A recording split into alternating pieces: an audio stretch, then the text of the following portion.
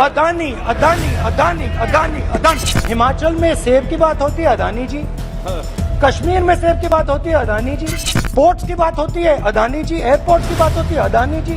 हम सड़क पे चल रहे हैं, मैं पूछूं किसने बनाई? अदानी जी।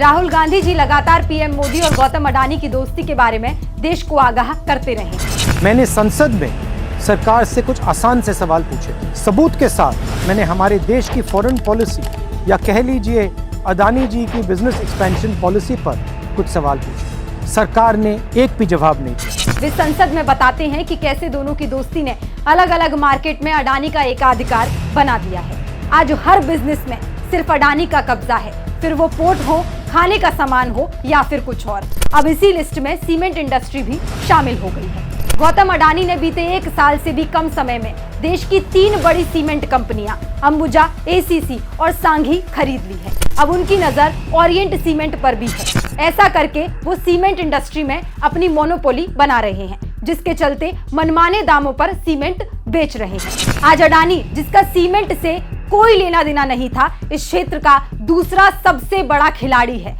और अब भारत में केवल 2 सीमेंट समूह हैं। इसे कहते हैं मोनोपोली। आपको जानकर हैरानी होगी कि बीते 1 साल में सीमेंट बनाने का कच्चा माल 50% सस्ता हो गया है, लेकिन सीमेंट के दाम आज भी बढ़ रहे हैं। इसके चलते घर बनाने वालों का खर्च 20 से 25% बढ़ गया है। कच्चे माल की कीमत घटी, सीमेंट की बढ़ी।